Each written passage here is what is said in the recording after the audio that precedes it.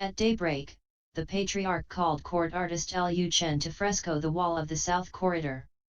Suddenly he saw the verse and said to the court artist, "There is no need to paint. I am sorry that you have been wearied by coming so far, but the Diamond Sutra says, whatever has marks is empty and false.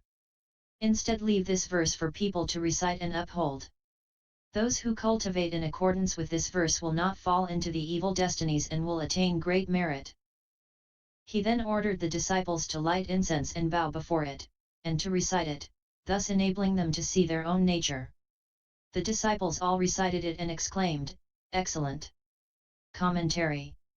If you cultivate according to the principles contained in this verse, said the Fifth Patriarch, you will not fall into rebirth in the three evil paths of the hells, animals, or hungry ghosts, and you will receive many benefits. Sutra. At the third watch, the Patriarch called Shen Su into the hall and asked him, "Did you write this verse?" Shen Su said, "Yes, in fact, Su did it." He does not dare lay claim to the position of Patriarch, but hopes the High Master will be compassionate and see whether or not this disciple has a little bit of wisdom. The Patriarch said, "The verse which you wrote shows that you have not yet seen your original nature but are still outside the gate. With such views and understanding you may seek Supreme Bodhi, but in the end will not obtain it. Supreme Bodhi must be obtained at the very moment of speaking.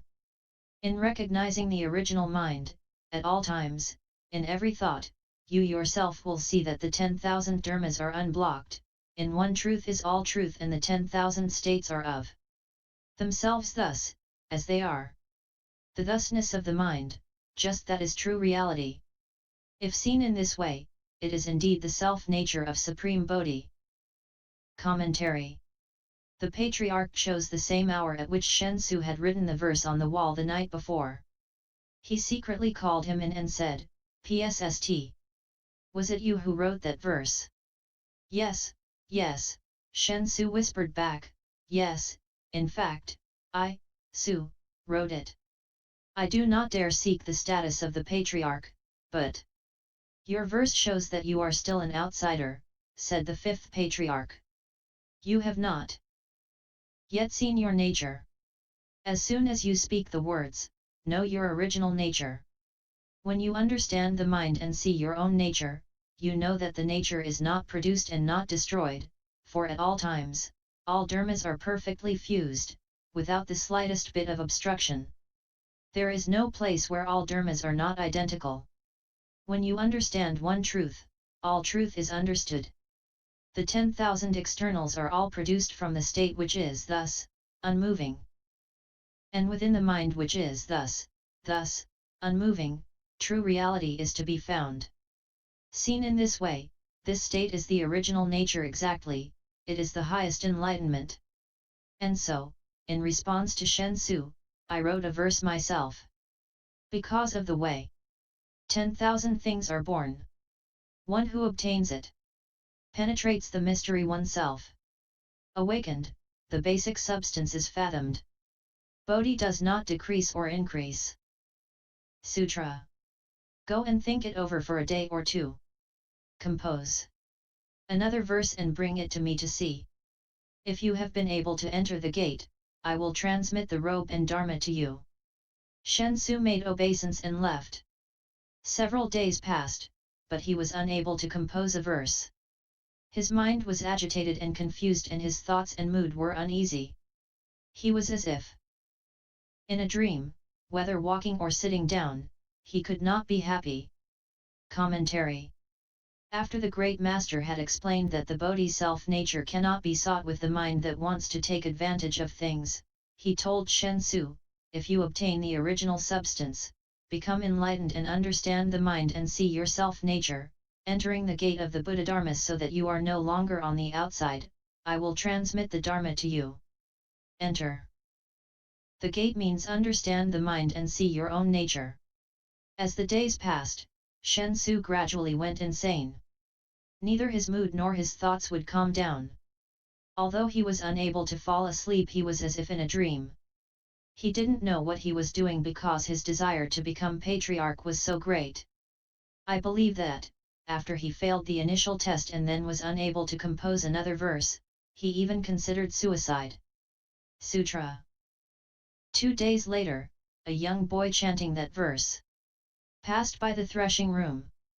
Hearing it for the first time, Hui Neng knew that the writer had not yet seen his original nature. Although he had not yet received a transmission of the teaching, he already understood its profound meaning. He asked the boy, "What verse are you reciting?" "Barbarian, you know nothing," replied the boy. "The great master has said that birth and death are a profound concern for people in the world." Desiring to transmit the rope and dharma, he ordered his disciples to compose verses and bring them to him to see. The person who has awakened to the profound meaning will inherit the robe and dharma and become the sixth patriarch. Our senior, Shen Su, wrote this verse without marks on the wall of the south corridor. The great master ordered everyone to recite it, for to cultivate in accord with this verse is to avoid falling into the evil destinies and is of great merit. Commentary. A young lad ventured close to the threshing floor where the sixth patriarch was working, singing as he walked. The body is a Bodhi tree. The mind like a bright mirror stand. Time and again, brush it clean, let no dust alight. The youth was chanting Shen Su's verse because he wished to obtain great benefit, avoid the 3 evil destinies of rebirth, and see his nature. When the sixth patriarch asked the boy what he was reciting, the boy replied, "You barbarian! Don't you know that the fifth Patriarch said that of all the problems people face, the problem of birth and death is the most grave. A verse without marks is one which reveals that its author is not attached to marks. You really have no good roots," the boy said to the sixth patriarch. "After so many days, you still don't know? You are useless, capable only of toiling at bitter work, all you can do is pound rice. You shouldn't let such a fine opportunity slip by. Listen closely, and I will tell you what has happened and teach you this verse so that you too can become enlightened and see your nature. Pay attention and rely on this verse as you cultivate so that in your next life you won't have to endure such suffering as you endure now. You won't have to be a horse or a cow or fall among the other animals or into the hells. At the very least you'll be a wealthy and respected person of good fortune." The youth's heart wasn't bad at all. Sutra. Hui Neng said, "I, too, would like to recite it to create an affinity." Superior 1, I have been pounding rice here for over 8 months and have not yet been to the front hall. I hope that the Superior 1 will lead me before the verse to pay homage. The boy then led him to the verse to bow. Hui Neng said, "Hui Neng cannot read. Please, Superior 1, read it to me." Then an official from Changzhou, named Chang Zhiyong, read it loudly. After hearing it, Hui Neng said, "I, too, have a verse. Will the official please write it for me?" The official replied, "You, too, can write a verse? That is strange." Commentary. The boy said, "Listen to me and I will teach you, the body is a Bodhi tree. Can you remember that? The mind is like a bright mirror stand. You should remember that. Don't forget. Time and again brush it clean, let no dust alight. If you remember that verse clearly and study as you chant, you'll certainly receive an efficacious response." Because the lad had been so considerate, the sixth patriarch referred to him as Superior 1, a title which is ordinarily reserved for one's master. People who have left home often call their teachers Superior 1, acknowledging their high achievement. Then the sixth patriarch said, "The layman Hui Neng is truly useless, for he can't read a single word. Superior 1, would you please recite it for me?" Having heard the verse, he said, "Well, I have a verse, too, but I'm unable to write it. What can I do? Please, good official, Layman Chang, will you write it out for me?" The official was wide-eyed with surprise.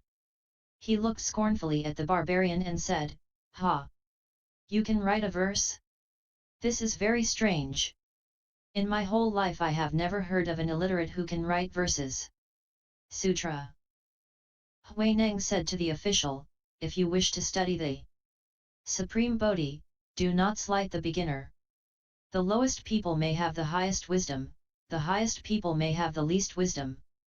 If you slight others, you create limitless, unbounded offenses.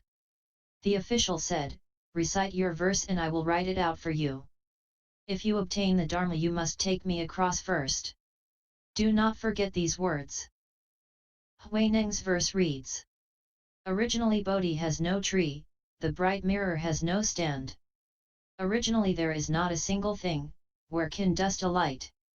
When this verse had been written, the followers all were startled and without exception cried out to one another, strange indeed. One cannot judge a person by his appearance. How can it be that, after so little time, he has become a Bodhisattva in the flesh? Commentary. Originally, layman Lu had not planned to say a thing, but if he had remained silent, no one would have helped him write a verse. So in reply to the mocking of layman Chang, the master said, if you wish to study the highest Bodhi, do not ridicule those who are studying the Buddha-dharma for the first time. It may well be that those who appear to be the lowest and stupidest have the highest wisdom, for those who have truly great wisdom may act as if they have no wisdom at all. No matter what they are asked, they reply, I don't know. This is an example of the great wisdom which is like stupidity. For instance, when I ask a question of my disciples they often say, I don't know. When they first came to study, they said, I know everything. Once I met a person who said he knew everything. I asked, how can you know everything? If you know all there is to know, I'll ask you a question. He said, what is your question? I replied, do you know how many grains of rice you swallowed at lunch today? No, I didn't count them, he admitted. Your not counting is just not knowing, I said. Those who do the most menial work often have wisdom excelling that of people in high positions. Then again, those who ordinarily have great wisdom may have times when their wisdom is suffocated by thoughts of desire. O.K., said the official, that's right. You certainly speak with principle. Now, what is your verse? Recite it and I will write it out. You don't have to say another word. But you must remember to take me across first because if I don't write your verse no one will know of it. Originally Bodhi has no tree. Bodhi is just the way of enlightenment, and that's all there is to it. How can there be a tree? If there is a tree, Bodhi becomes a mere thing, a place of attachment. Originally Bodhi doesn't have anything. If you say you are enlightened, what is enlightenment like? Is it green or yellow? Is it red or white? Can you speak of the appearance of Bodhi when it has no appearance? The bright mirror has no stand. You may say the mind is like a bright mirror stand, but there is actually no stand at all. If you have a stand, you have a place where you can dwell. But you should produce a thought which is nowhere supported. How can you have a stand? If you have a stand, then you have a dwelling place, a place where you are attached, therefore, the bright mirror has no stand. What is the appearance? No appearance. Originally there is not a single thing. Basically there is nothing at all, no style, no picture, no shape or mark. Originally there is nothing at all. Where can dust alight? Since there isn't anything, where does the dust come from? Basically you have no dwelling place. The essential meaning of the verse is this: you should produce a thought which is nowhere supported. There should be no attachment at all. This was precisely the Buddha's meaning when, upon becoming enlightened, he said, all living beings have the wisdom and virtuous characteristics of the thus come one. It is merely because of false thinking and attachment that they are unable to certify to the attainment of them. This was spoken specifically to instruct people to put aside attachment, to produce an unsupported thought. If you are attached, what are you up to? Hey? Now you are attached, but in the future will you die, or not? What will you be attached to when you die? All the bhikshus, laymen, and assembled disciples stood in astonishment and whispered among themselves, "Hey! Hey! Does he have a verse, too? Oh! It's really true, you can't judge people by appearances. This rice-thresher, layman Lu, can compose verses. We can no longer slander him and call him a barbarian. Why, he hasn't been here very long," they continued, "but how can you deny that he's a flesh-body bodhisattva?" Actually, some were mocking the Sixth Patriarch, babbling, "Don't look down on him. He's a flesh-body bodhisattva." Perhaps there were arhats 21 in the assembly who intentionally made such comments so that people would look closely and clearly recognize that he actually was a flesh-body bodhisattva. Again there were those who said, "This is truly a flesh-body bodhisattva," but meant it only as sarcasm and lighthearted ridicule, for they still didn't know if the verse was correct. Everyone was chattering, exchanging comments, making such a racket that the Fifth Patriarch came to the hall and demanded, "What are you doing? What are you up to? This rice-thresher, this barbarian, can write verses," they stammered. Sutra. The Fifth Patriarch saw the astonished assembly and feared that they might become dangerous. Accordingly, he erased the verse with his shoe, saying, "This one, too, has not yet seen his nature." The assembly agreed. Commentary. The gathering was so excited the Fifth Patriarch feared that someone might even try to assassinate layman Lu. This sentence of text proves that people with twisted hearts, followers of Shen Su, were already locked in a fierce battle for positions of power. If the Dharma and the Patriarchate were transmitted publicly to anyone other than Shen Su, that person would have been murdered on the spot. But they didn't know that the Fifth Patriarch was a bright-eyed one who read their scheming minds. So to protect the Sixth Patriarch he erased the verse and said, "This man's verse is also incorrect." Perhaps some of you are thinking, the Fifth Patriarch lied. First he said that if one cultivated in accord with Shen Su's verse, he would not be subject to the three evil destinies, but would gain great benefit and see his own nature. Then the Fifth Patriarch told everyone that layman Lu had not really seen his nature, when, in truth, he had. Isn't that false speech? No. This is a provisional teaching, not false speech. The Fifth Patriarch spoke to protect the new Patriarch, he would not allow the others to harm him. In this way, the Buddha Dharma could remain long in this world and be transmitted far and wide. "Yes," said the followers, "he has not seen his nature." Although they agreed, no one knew whether the verse was right or not. The first verse said, "Bodhi is a tree," the second said, "Bodhi has no tree." The first verse said, "The bright mirror has a stand," and the second said, "There is no mirror stand." Which was right? Which was wrong? No one understood. None of them had become enlightened, so they couldn't recognize an enlightened verse. It is like the judging of a doctoral dissertation. If you only have a master's degree, you cannot judge a doctoral dissertation. It is the same with the enlightened and the unenlightened. Since they were not enlightened themselves, the followers did not understand, and